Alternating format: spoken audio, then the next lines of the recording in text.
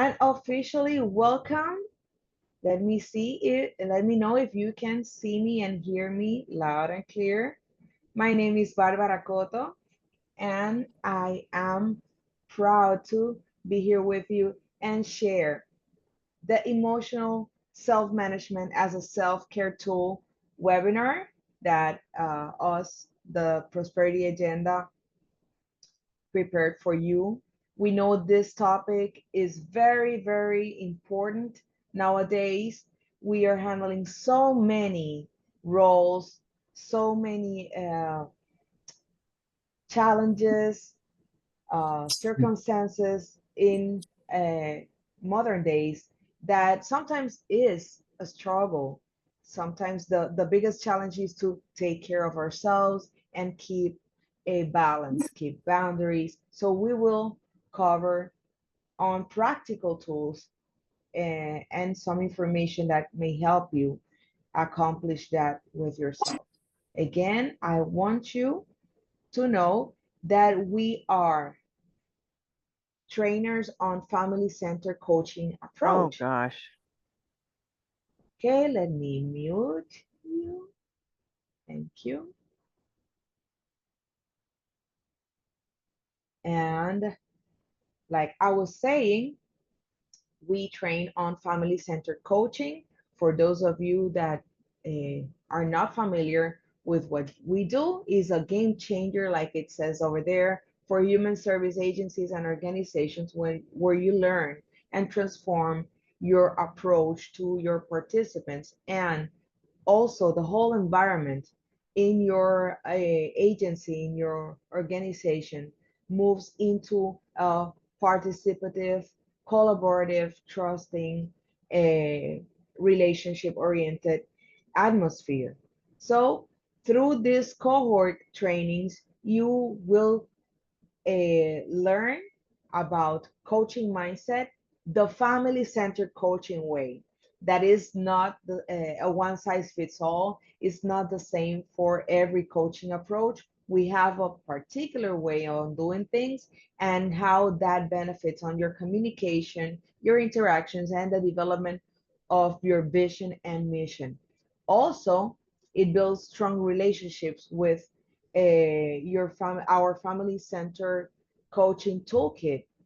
Those are literally tools that you can use for yourself with participants and develop empathy, trust, get more information and openness from them so you can support them better. And the beauty of all this is that the benefits on self-care and self-management are amazing.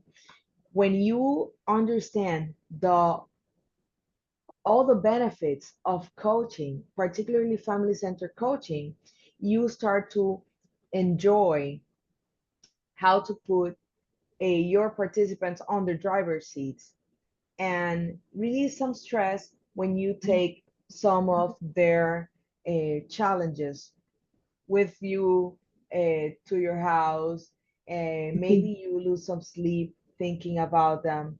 And it's a great tool.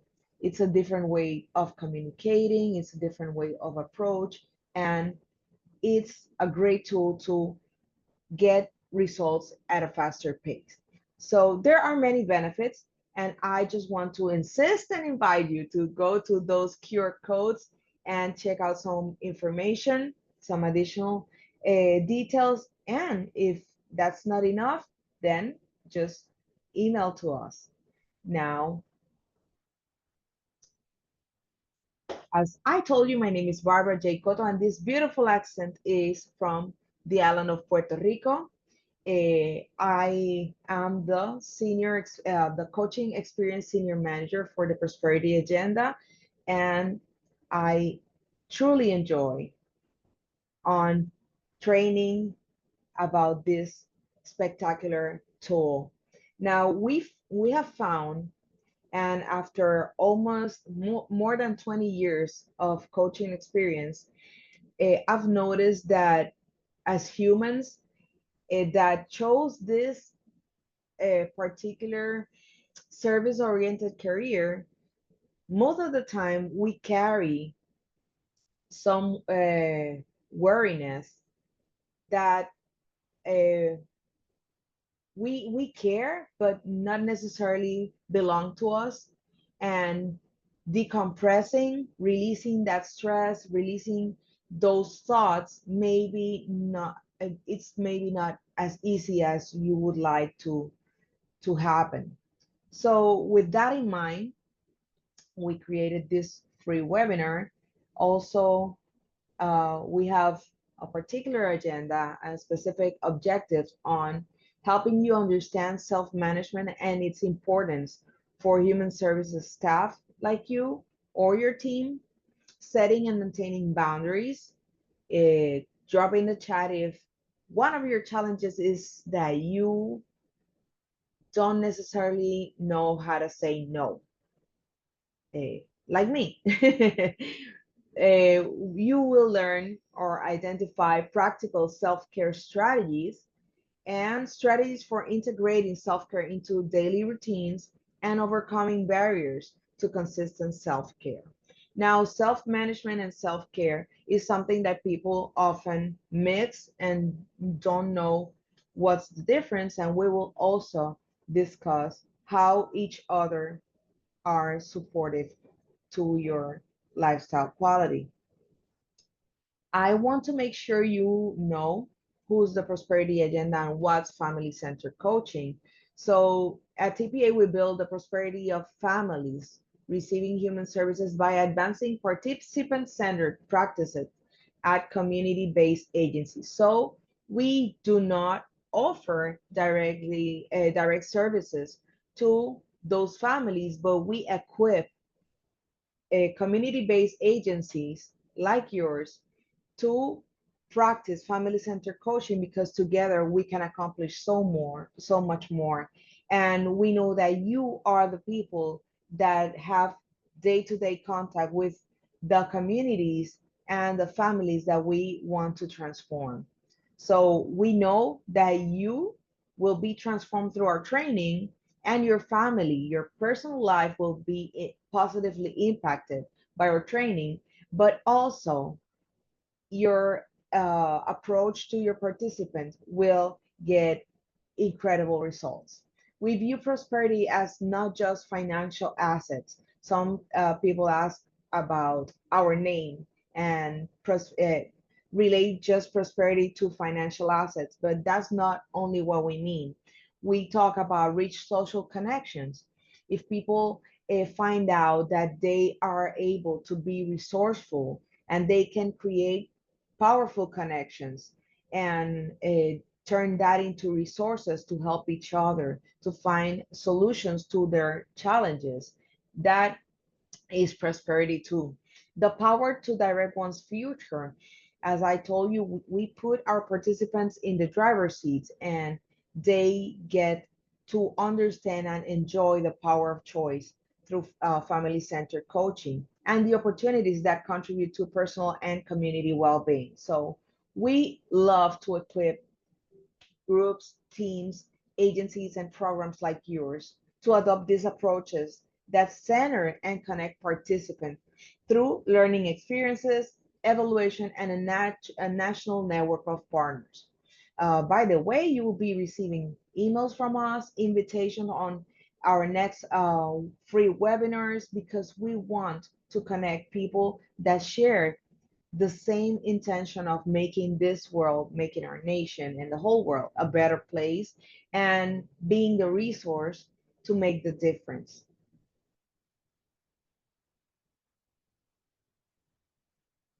I love to do this disclaimer, and is that we believe coaching is a great tool. We're all about coaching, and I'm very passionate about it. So this webinar, as every webinar, every training we provide, is around coaching, is participative. We do not like boring monologues. So this will be as interactive, fun, reflective, and uh, nice as we share experiences, thoughts. You are able to ask questions or open up your mic and share your perspective on any of the topics. Also, You are the queens and kings of the chat. If you, for some reason, are not able to open your mic, you can write down in the chat and we will periodically check on those. My executive director, I don't want to brag, but she's the best because she is here for us and she has a great vision, is with us if she's available, because I know I'm she's here, handling a yes. lot. Hi. I wanted to introduce you to Maris de Jesus. Thank you. It's a pleasure being here today. I'm so glad that we are repeating this webinar. Lots of people were very excited about the last time that we did this about 3 weeks ago. And we want to make sure that everybody gets an opportunity to watch it. And today we will be recording so that we can send it to you in case you want to share it with someone else. Or if you invited someone in who couldn't make it and were interested in the topic. Taking care of and equipping the staff at human service agencies all over the nation is what we like to do and what our mission guides us to do. So very excited to be here and I hope you enjoy it. And as always, not sure if Barbie already mentioned it, but the more you participate, the more you will get out of it. Thank you for that, absolutely. And I expect your input, Jamaris, as it's always valuable. Also, Absolutely. thank you. We also have around our research and evaluation director, Rachel Brooks. So she's more than welcome to say hi if she's available. If not, I know that at some point she will be with us interacting. All right, so this is a conversation. Let's talk, share thoughts, share in the chat box. This is your time, your space, and having fun is part of self-care. I love comedy, for example. I love comedy as a relief. So let's express ourselves. Now, let's try and use those Zoom reaction icons to see if they work. So give us a heart, a thumbs up, clapping, react in any way to see if they work for you, and you can use them too. Yes, I can see some.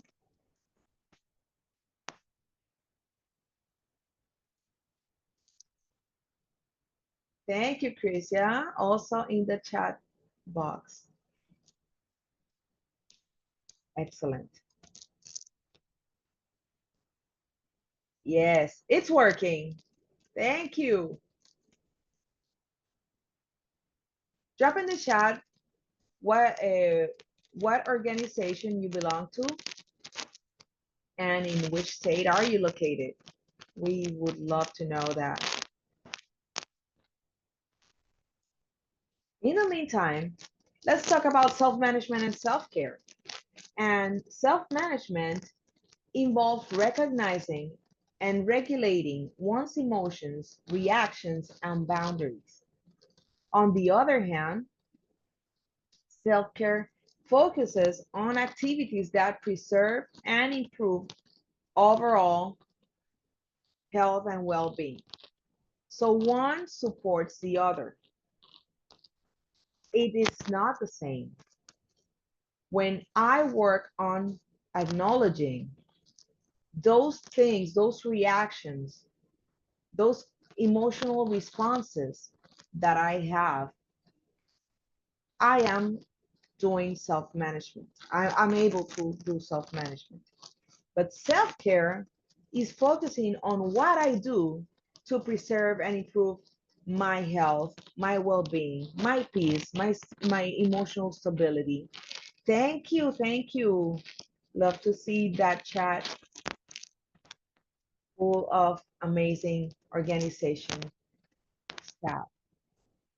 Now, I want you to reflect and share what is for you the importance of practicing self-management for a human service professional like you in any position within the organization. I want to hear you.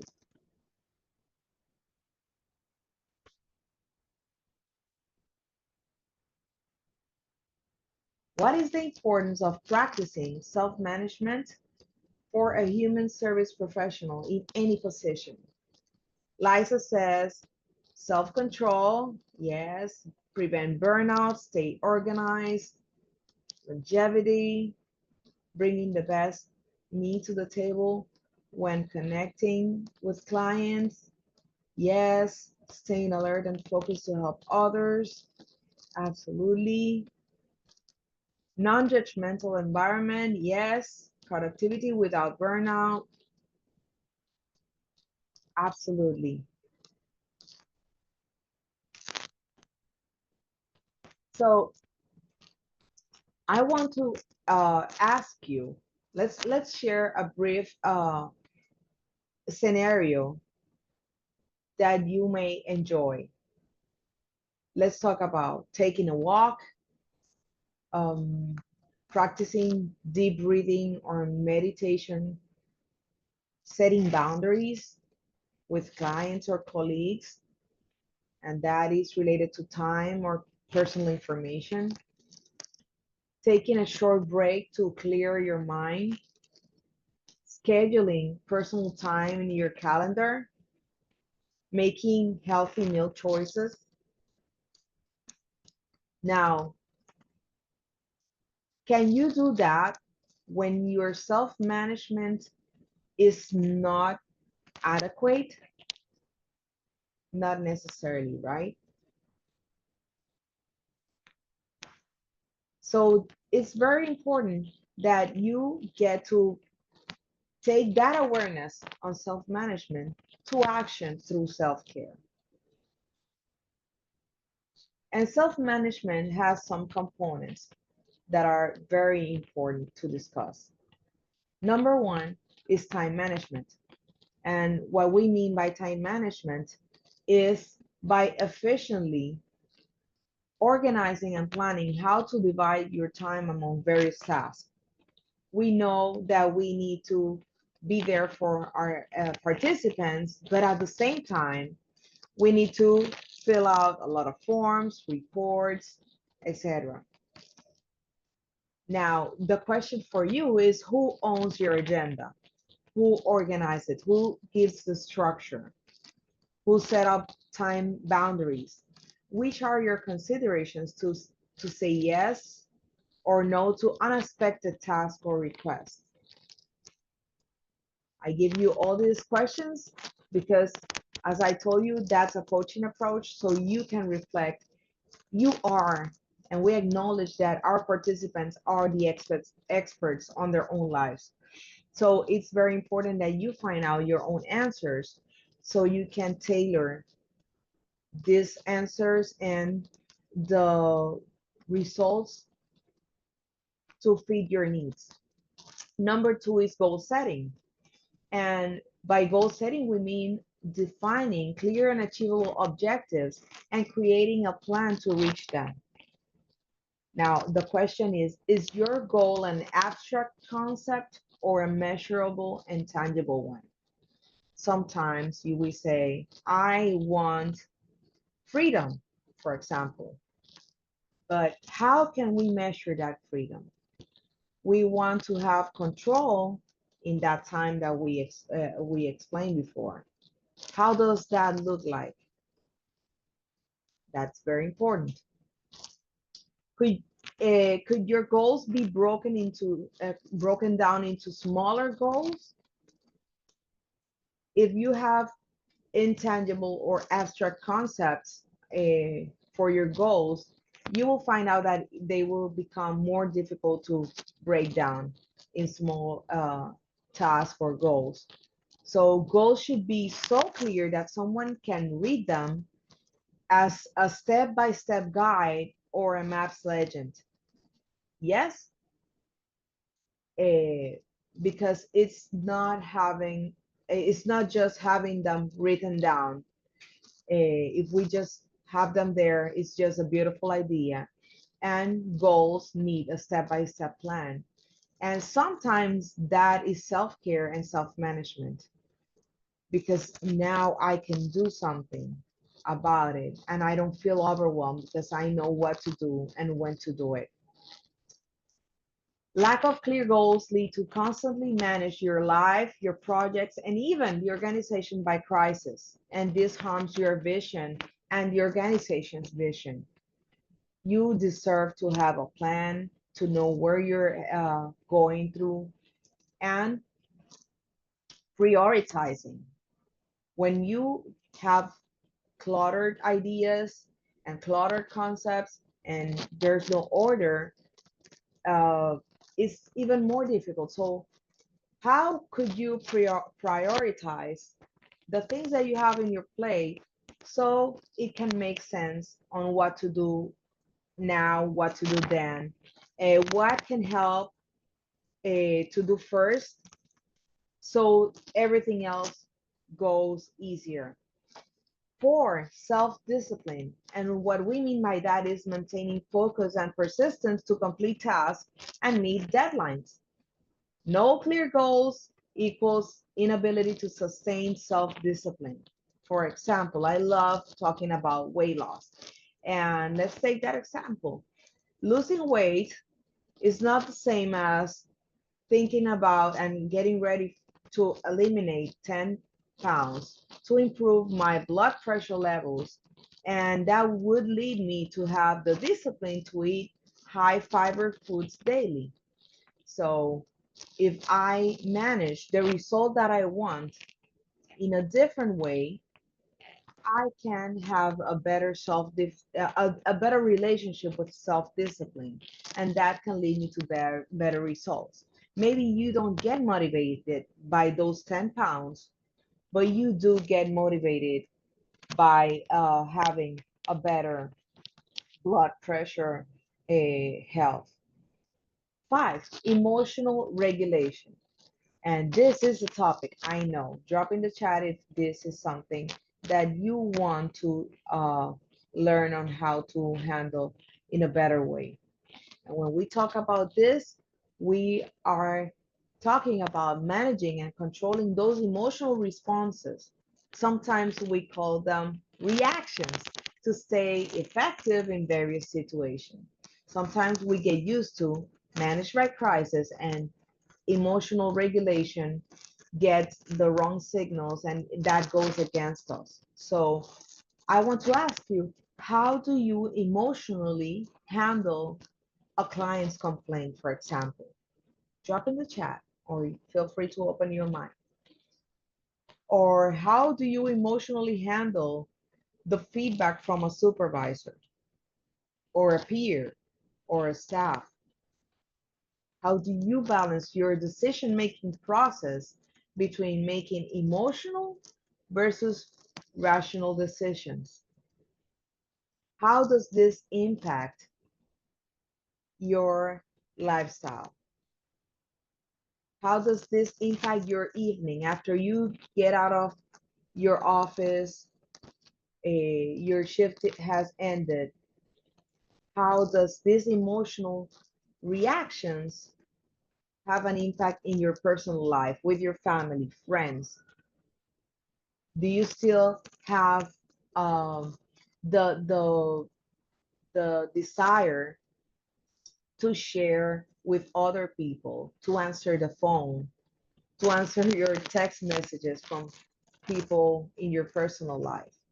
And if you struggle to answer the phone because you've been over the phone for so many hours, then emotional regulation might be something that you would like to take care because it's affecting directly your lifestyle quality.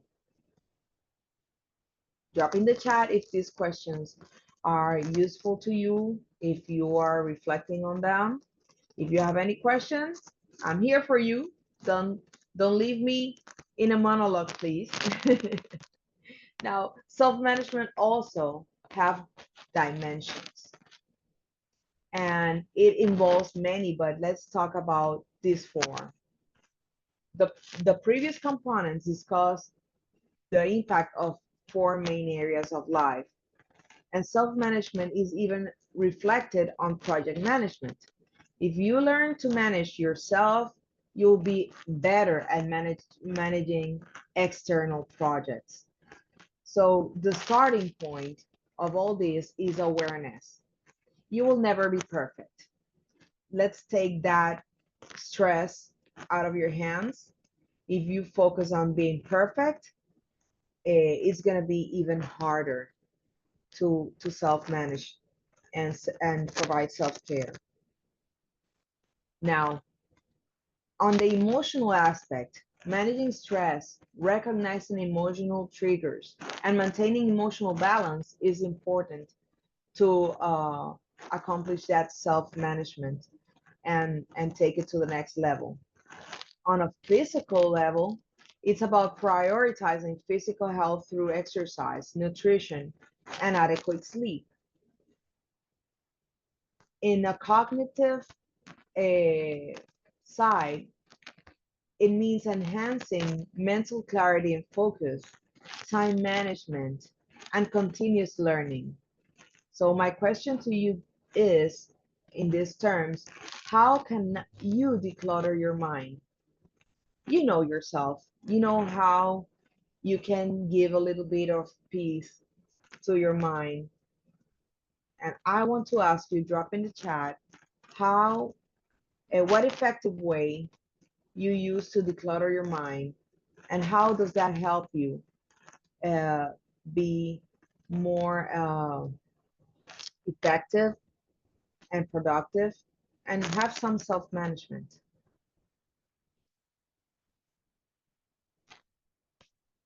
Talking about behavioral dimension is about developing healthy habits and routines that support well-being.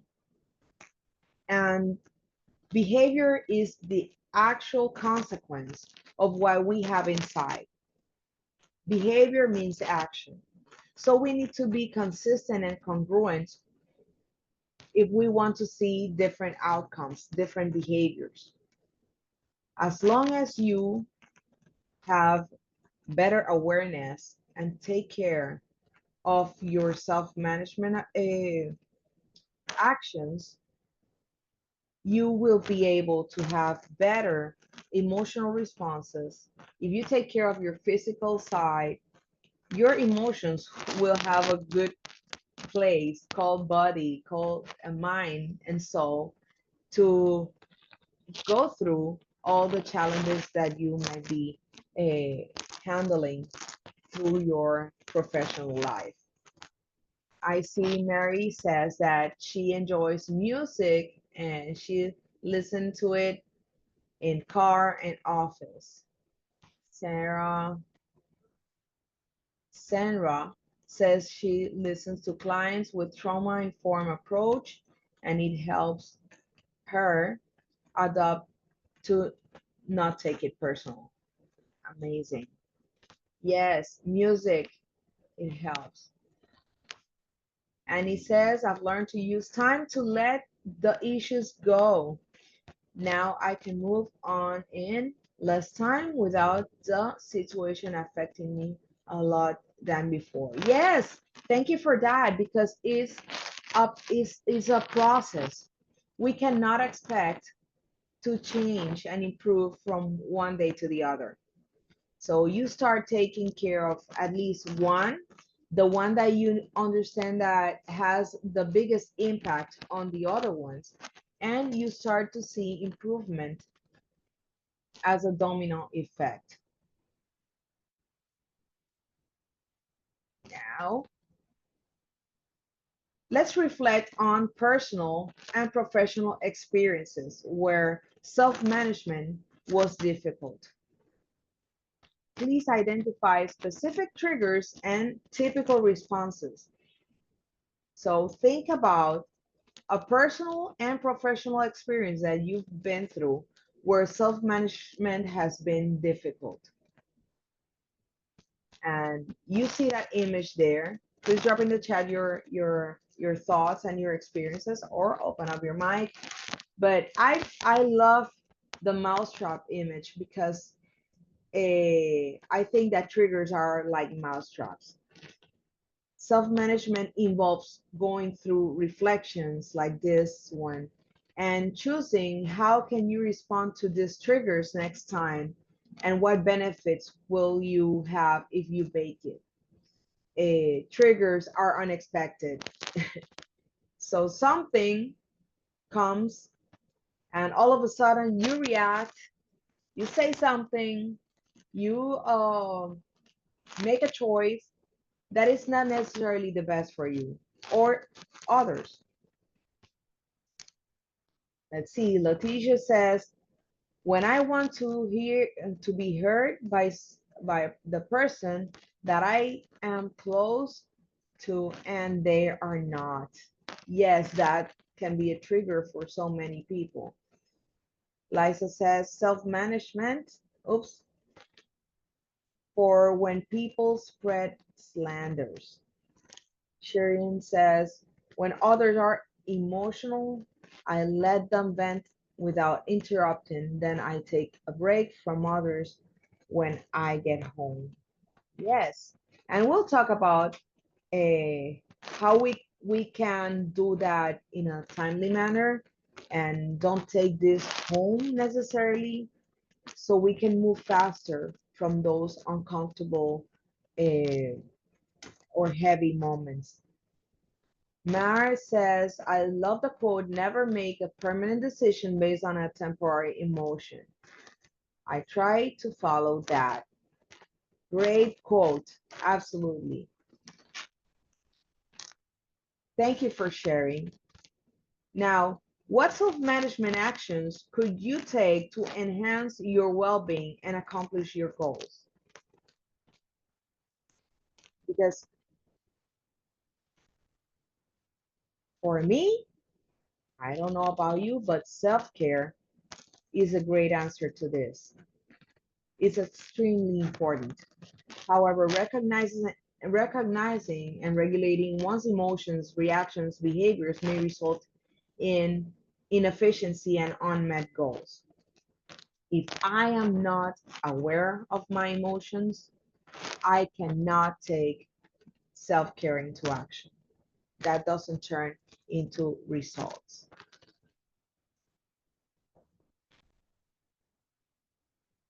And now, self-management is what do I need or want to improve or regulate, I'm sorry. And self-care is what can I do? So basically, I want to throw the ball on you. What things do you want or need to improve or regulate in order for you to find a better way to address your unconscious reactions or responses to stress, to work overload, to an impressive uh, agenda, scheduling, appointments, reports, etc. And he says, I'm still learning how to manage boundaries. Sometimes other people cross the gray line and those situations. Thank you for that. I want to acknowledge that you are so aware of what needs to improve. And Barbie, I wanted to add something here to this question because it's might not be an easy question to answer. And I think it's because we sometimes don't stop to ask ourselves this question. Recently, I was bordering on burnout, and I had a conversation with a colleague, and ask, what is it that you need to feel better? And that question kind of took me off guard. Like, what do you mean my needs? The organization needs this, and my employees needs this, and we have a deadline coming up. And so just for you to listen to this question or write it down, if you have a place to write it down, so that whenever you do feel overwhelmed, just asking the question, what do I need right now? And some of you have been putting things in the chat like not talk to anyone, a moment of silence.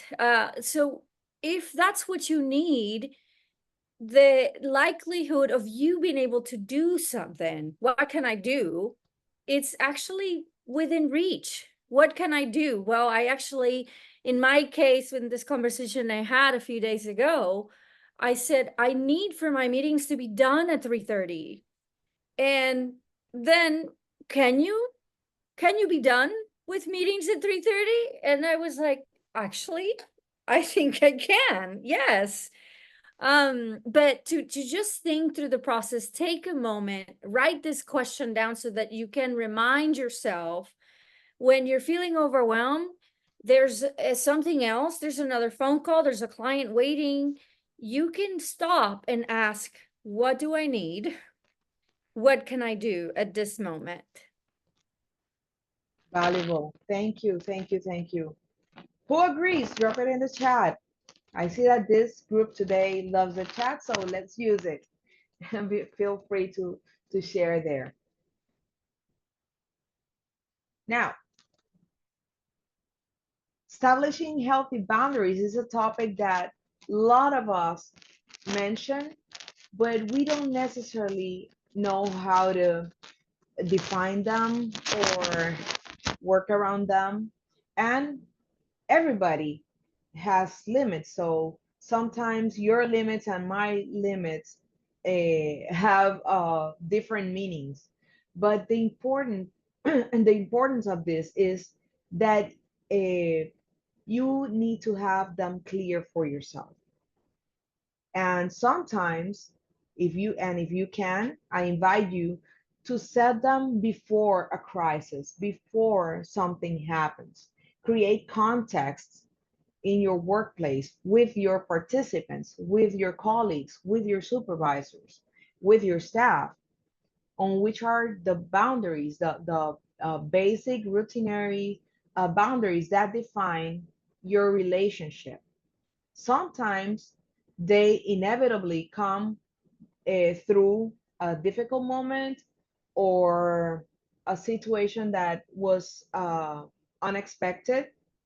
Okay, that's part of. But if you create context where people understand that you have boundaries, you will never avoid people trying to cross boundaries or stepping into those. But you can reduce the possibility of that happening. So self-defined limits of actions or communications, safeguarding time and energy. When you have the opportunity to set that boundaries context, time, energies, and relationships. And this is a personal quote: it is better to deal with the discomfort of setting boundaries than the discomfort of the consequences for not placing them. So sometimes we don't want to be uncomfortable or make the other person uncomfortable or think that we are controllers or we are demanding, etc. But then we have to go through the discomfort of having to explain ourselves in a difficult moment. Again, things can happen even when you set up context. Imagine if you don't. So how boundaries help? They create a space between interactions to decompress and prepare for each client and refrain from bringing the emotions of work home. You cannot control others, but you can control yourself. So I don't know what will come up during the day. I have a certain expectation based on my scheduling, the interactions that I know I will have based on myself, but I don't know what's coming up. I don't know if my colleagues, my partners, my clients have a bad day or they think something in particular about me or about my work.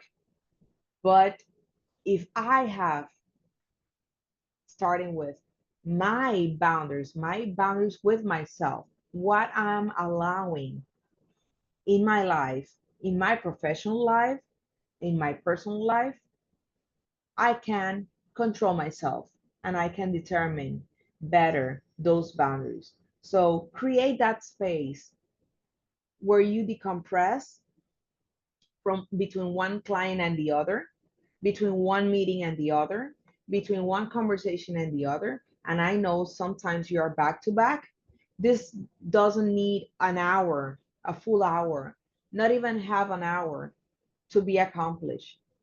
You can have candles at your office, or if you have to take your go in your car from one appointment to the other, then you can set up your favorite music. Or if you are like me that love YouTube and comedians, you have a playlist of videos that make you laugh and decompress, and you start with your new with your next appointment fresh, and you declutter and you detach from the previous experience. Let me know in the chat if that helps you, if you already do it. What do you do different than that to decompress? But it's important that we don't take emotions, results, circumstances from one meeting to the other. Now, also, I want you to share what boundaries would be helpful for you to establish that could make a difference as a self-care practice in your personal case. And boundaries are part of emotional management. How do you respect your time? What do you hear?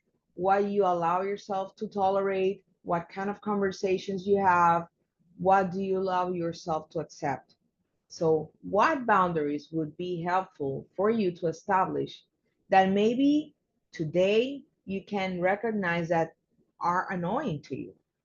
There's something that is maybe happening constantly and you haven't noticed, and maybe it's affecting uh, your stress levels or the way your humor is. And let's take the moment to identify which could be a good boundary to establish. Nicole says, I work from home. One thing I learned is to never bring work into your happy space. Yes. So we have designated work areas, workspace, and have a happy space within your home. Absolutely. Leticia says, I need to speak up more often. Yes. As Jomi says, sometimes we say that it's good to have a silent moment, but maybe you need the opposite. So let's try. If it is not working, let's try something different. The objective is to have self-care and self-management practices that help us. Now, tips for maintaining boundaries, and the key is consistency. And we want everyone to have habits and discipline, and that is consistency. But we know that as humans, this is a challenge that we all go through.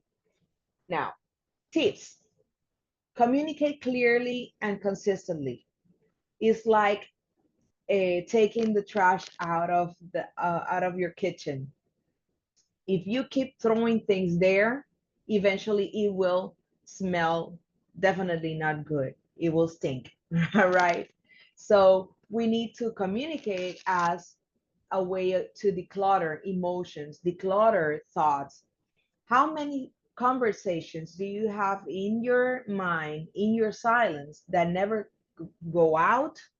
The other person didn't know you have something to say, and maybe that, instead of thinking that that could create a problem, an issue, it could help you and help develop the relationship that you have.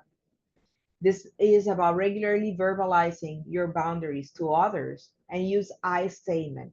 It's not what you do, what you did, is that the way that I feel, my perception about this situation is, the way I feel about this is.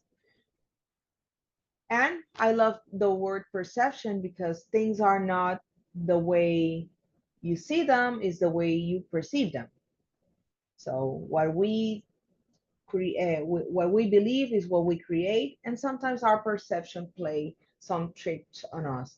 Communication is the key to avoid assumptions, and family-centered coaching learning journey equips you to work around your unconscious biases and those assumptions that do not serve you well in your relationship with everyone, personal life, professional life, and in your service to participants.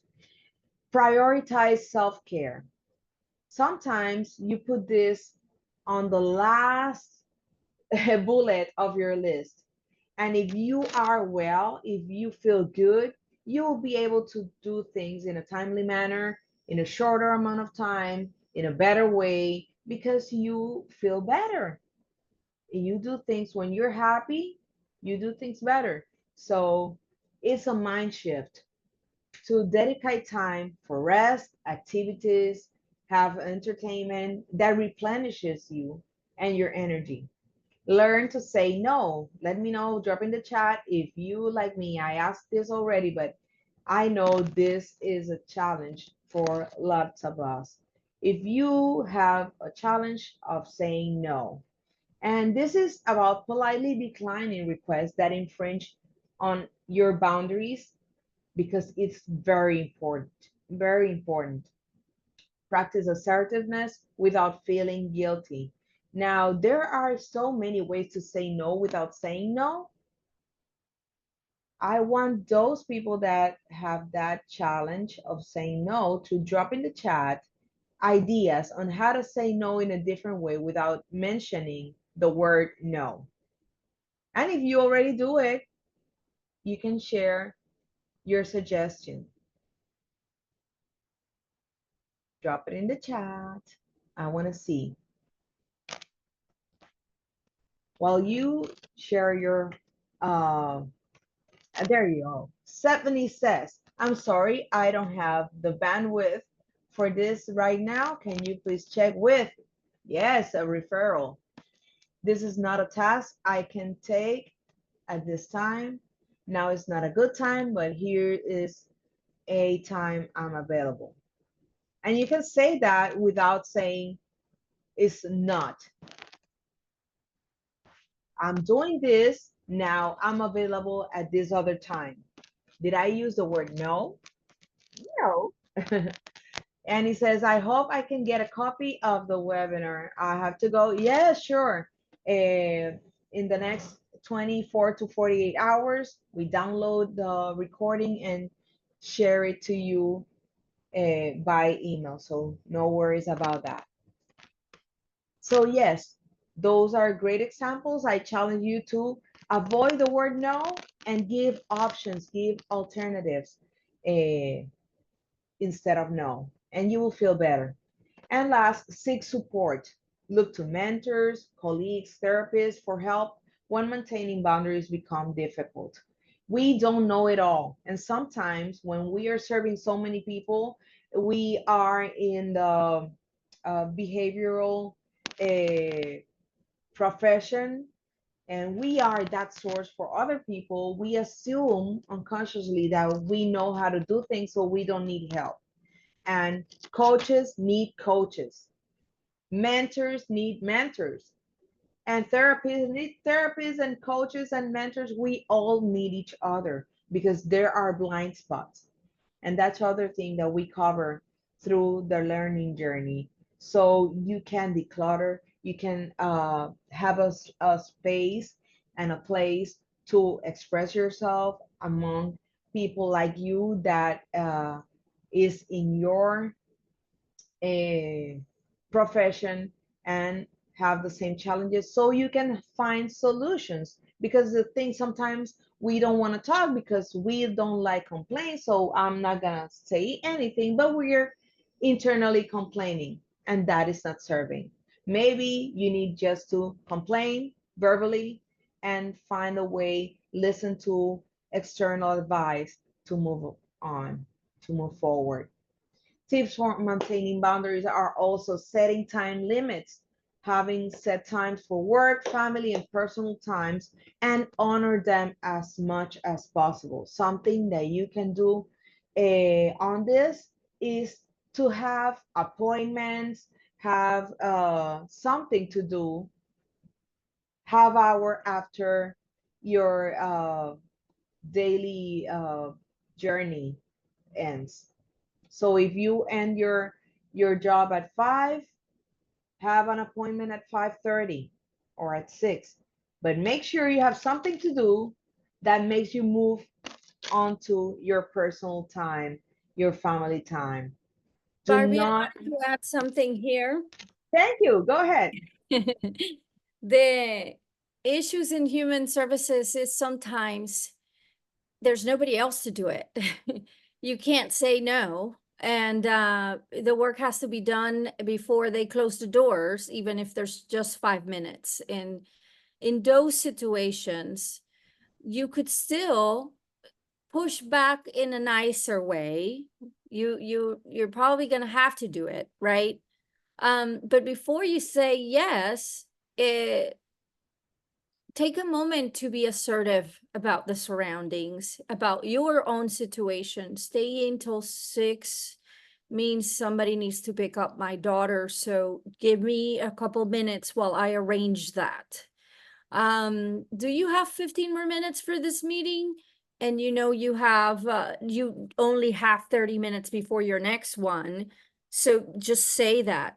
I can give you an additional 10 because I need this other 20 minutes to prepare for my meeting.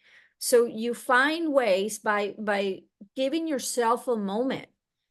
I know that in the internet and text messaging and smartphones era, people Hmm. have kind of gotten used to immediate responses. But even when we're face to face, you can pause. You can pause and think. You don't have to say yes. They're not going to be more happy if you say yes right now, or if you take a minute to go through what does this request from you will take from me, and what can I negotiate here. So if you do need me to stay later, I need you to give me 15 minutes to make a couple phone calls to arrange who's going to pick up my daughter. If you know, you think through your agenda, you take a beat, just a beat, to think through what saying yes at that moment means, knowing that you have to say yes, but at the same time, taking a moment to think about the needs and what will this decision that I have to make in the fly will mean for the rest of my day, for the rest of the hour, for my personal and family relationships and responsibilities. And there is nothing wrong with being assertive about it.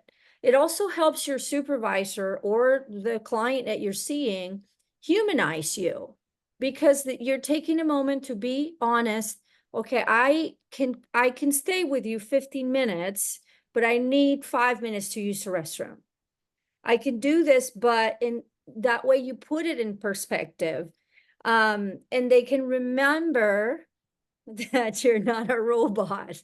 Because I think that at work, we're also focused in doing the work and getting it done and finishing and going through the finish line. And you really, really want to help this client. If this thing would just finish, you know, the one thing you're doing, and you need to pause and reevaluate. Can I really finish with this client in the next 20 minutes? Or will I just end up pushing back the rest of my appointments if I do this? And then you renegotiate. Can you come back tomorrow at this time, if that's a possibility? But being assertive and negotiating with your own needs towards someone will help improve communication. And at the same time, it starts the boundary communication. and you manage your time wisely. But I think that especially when we don't have supervisory roles or executive level roles, we sometimes get in the habit of saying yes to everything, saying yes to everything. Because we feel like that is what is expected of us. Nobody is going to think less of you if you said yes and yes, but these are the ways in which I can manage this without uh, having repercussions to my health, to my emotional well-being, to my other responsibilities.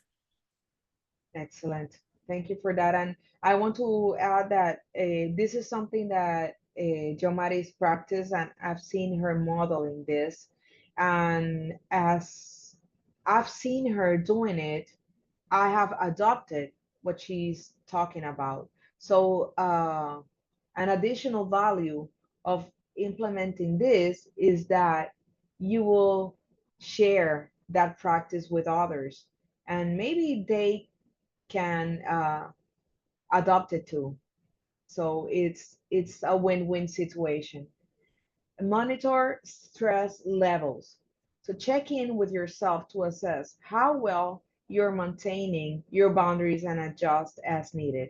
And as set time limits is Jo Mari's thing, I went through just recently monitoring stress levels, and uh, fortunately, we all went through a week of vacation. It's a beautiful practice that we have in the Prosperity Agenda that we close for the first week of July. But I was really stressed. I wanted to do it all, and I was so tired that I wasn't uh, being productive as I know. So I don't know about you, but when I know that I'm productive, and I'm not having the results I know that I can get, instead of stopping unconsciously, I can try to push myself even more and get upset with me because I'm not up to the level that I know I can offer. So I have this great communication with Jo Maddie's, and in that conversation, I told her, listen, I noticed that my stress levels are out of control, and our vacations came just in time. So I noticed that that was happening, and it was not about anything else. It was about my stress levels. So sometimes there are things going on around, and you may say that is because of this other person or this other situation. And sometimes it's about your stress. Check it out and do whatever you need to do. You don't need to take a vacation. They are always more than welcome, right? But sometimes you just need to respect that time after your day, your work day, or just enjoy lunchtime out of your computer, out of your desk. And that can be the best reset that you could have during the whole day. The the thing is that you should uh, do some checkpoints with yourself to move forward and not harm you. Because if I would keep stressing myself more, trying to push myself to be more productive when I couldn't because I was so stressed, I would harm myself, my relationship, my family. They will not have the best mom. They will not have and my husband will not have the best wife, and definitely my boss will not have the best manager. So check on yourself. Now let's talk about empathy. And empathy also start with ourselves. So what I was just talking about is being empathetic with you. But let's distinguish the difference between cognitive empathy and emotional empathy. We dedicate full session on family centered coaching on empathy, and we have so much to share about it.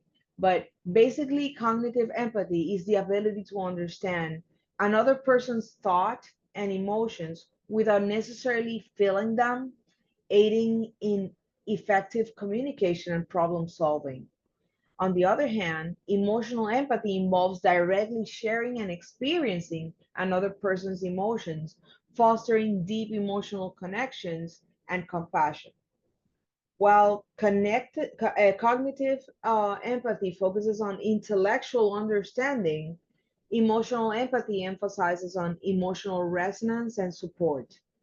Now, it's important that we keep healthy boundaries on empathy, because if we go and feel all these emotions that our participants go through when they are in crisis, when they are struggling, and we may resonate with them because probably you've been through that at some point in your life, that could take you away from self-care and can uh, take away the quality of professional, and also you harm yourself, as we spoke before.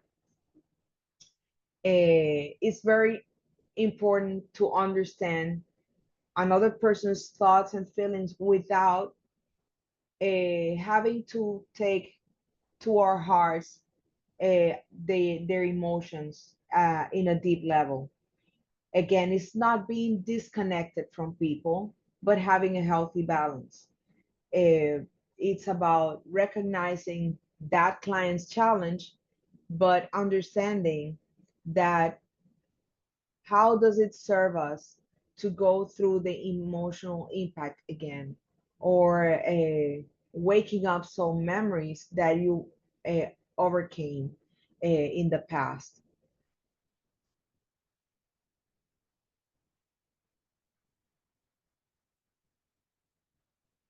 So, summarizing, self-management in coaching looks like this. When we have self-management and self-care, we can have a sustainable, effective professional relationship as coaches with our participants and vice versa. Now, as I mentioned before, we strongly believe that we must create trusting, collaborative relationship with participants, and that is a not necessarily a hierarchical approach. Uh, we strongly believe that participants are capable, creative, and resourceful, and that they are experts in their own lives. So we relate to participants in a more mutual learning approach experience. And if I am not aware of what triggers me, I can get into that hierarchical zone and get demanding and bossy and authoritative. That doesn't necessarily serve us to know more information in order to help this person overcome their challenges and have a better lifestyle quality. So I love quotes, as you can see, and this one resonates with self-care and self-management. And it says, one curious paradox is that when I accept myself just as I am, then I can change. Without it, that's by Carl Rogers, a psychologist. And what we mean by that is that the first step to have healthy self-management and self-care is through awareness. And after awareness, I accept my flaws, my challenges, my areas of opportunities, and my strengths, so I can move forward and progress. Self compassion is simply giving the same kindness to ourselves that we would give to others, by Christine Neff. And sometimes we want to be, we want to offer more kindness to others than to ourselves. With that, we forget that if you treat yourself nicely, you will be able to help and be more kind to others. If you have a quote that you love about that relates to self-management and self-care, you drop it in the chat. We love those, and sometimes we include it in our next webinars and trainings. Now, let's do this exercise, and it's very brief. Describe a recent challenging interaction that you've had. How did it affect you? What emotions did you feel? What could you do differently next time? And I mentioned the recommendation because our last family center coaching cohort was full of this recommendation. And our students ended up having two reflective journals, one for personal purposes and a second one just for professional matters. And it was a great tool for them to decompress, declutter, and reflect on themselves. Rachel Dickey says, just because you can doesn't mean you should. Thank you. Rachel Dickey is here with us. Whenever you want to, open up your mic, Rachel. I would love to introduce you to our community. She is our new acquisition, our new talent, an amazing woman, amazing professional. I admire her, Hey, respect her. Barbie. Hey, I'm so happy to be here with you guys today. welcome, welcome. So let them know briefly, what are you up to at the Prosperity Agenda? Yeah, absolutely. So I am the new director of strategic partnerships. And so my personal goal is to make sure that any organization that wants to work with the Prosperity Agenda will have access to our programs, whether that be through scholarships or through helping support potential partners in fundraising efforts and strategies to approach people that might be able to help cover their training costs. Or if you're just interested and ready to jump in and get right to work with our training, I can tell you more about that and figure out what of our many different options is the best fit for your organization. Because just like family-centered coaching, we understand there's no one size fits all, and we are very adaptable and have so many different options for how you can really start your journey with FCC. So I'm just so excited. And just so blessed to be here with you guys, and just can't wait to see what the future holds. Thank you, thank you. I'm so happy to have you here. Rachel Dickey, somebody wants to see you. Are you decent? Show your face. Let We me haven't stop shared sharing. an official post yet on our social media to welcome Miss Rachel Dickey because we have a busy social media calendar. Where is she? She left. She was there. She popped up. Miss Dickey, you look good. I saw you for 2 seconds. I promise. There she is. There you Sorry, go. I'm trying. Hi. Yeah, I'm like I said, I'm just so excited and so happy, and I can't wait to meet every single one of you that's participating in this. If you want to meet me, you can reach me at community@theprosperityagenda.com. Whatever you want to talk about, my ears are open. Thank you. Rachel, please drop in the chat your email so they can feel free to contact you. And thank you for being here. Absolutely. Thank you. Well, I think that I'm gonna use this time to show off a little bit, and that way you can talk about the next thing, which is probably cohort and everything that's coming up that people can take advantage, including our panel that I'm so excited for next week. Where program participants, like organizations that have brought their social workers or coaches through our workshops, they are coming in and talking about what family-centered coaching means to them and their own experience with our workshop. That's going to be amazing. but I had a meeting right before this workshop with a research and evaluation director, Rachel Brooks, who is also on the call. And she has been doing an amazing work at getting research on coaching in human services. And we will be publishing shortly a annotated bibliography. It has a fancy name. And Dickie will support us with putting that into a more digestible format. But if you are one that's an academic and you love reading, we have the whole thing that you can read as well.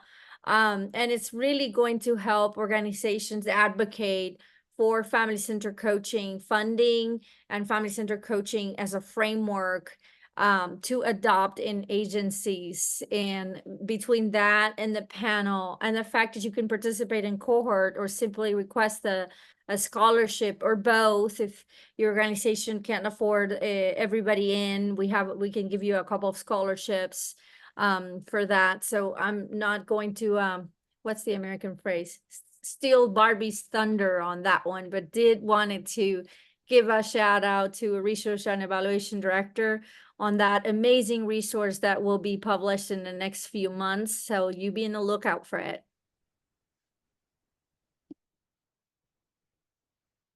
So, Rachel Brooks, I want to hear you before we go back. Well, I do appreciate the praise. Thank you. I'm just enjoying hearing that. And I am excited to release a lot of information over the next several months to really help people advocate for this work, because I think that we can't really make these changes unless we can align our thing and our staff and our leadership and the participants of our programs. And so we've really geared our evaluation and research towards that, what you can really use and what you can really put into practice as you're trying to gather the resources that you need to do this. Because I think that we know that this field is really chronically underfunded, and it puts a lot of pressure on staff. So that's often what's driving us, is thinking about everything that you all are trying to accomplish every day and how we can try and bolster that. So, please, if you are facing challenges with grants or funding, or, even just trying to build support and engagement around this work, reach out to us, because it's really good for us to know some of the specific challenges that you face, and we can integrate that into what we're building so that what we provide to you is really useful. Thank you. Thank you for that. So it has been amazing to be here with you all. I just want you to, sorry, let's go back here. This is live and this is technology. So here we go. I want to remind you that we will keep insisting that you should be trained on family-centered coaching. There is no other training, participant-centered training, that will not only equip you as a professional, but will also let you go through a coaching experience while getting trained on how to help the people and the community you serve. So please go to those QR codes. I am so excited that we are having a Spanish cohort training on family-centered coaching. That's my main language. I know how many organizations in the US needs this, and now it's available in your language. So please contact us. Don't assume, just make any question that you may have. Let us help you. Hop on board. You won't regret it. We're having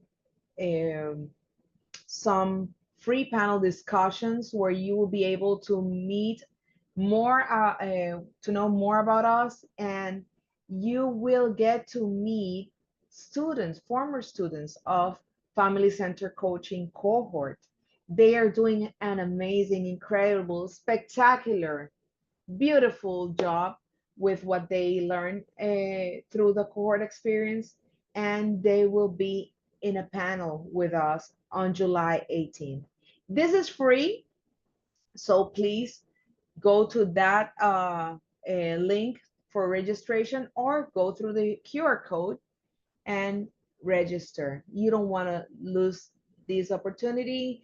There will be a Q&A session, so you can ask them whatever you want to know about their experience in the training and also in the adoption process. We also have a free webinar on August 15 that is called De-Escalation Strategies for Family-Centered Coaching. And this is an amazing topic on how to have step-by-step strategies in a different way through a different approach for family-centered coaching. It's a must see. You can contact us to learning@theprosperityagenda.org for registration, or you can go to that link to do it. Thursday, August 15 at 10 a.m. Pacific time, 1 p.m. Eastern time. And we want your feedback. This is the most important part because Rachel Brooks will not forgive me if she doesn't have your opinion. Be honest. This helps us bring more topics, serve you best, know if we went through our objectives in a correct and timely manner. Please check this QR code, fill it out, and Rachel and I will be very appreciative and thankful.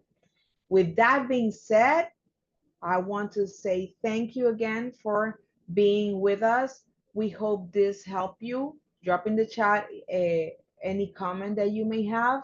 We will be sending on the next 24 to 48 hours the recording so you can share it with someone else or review it.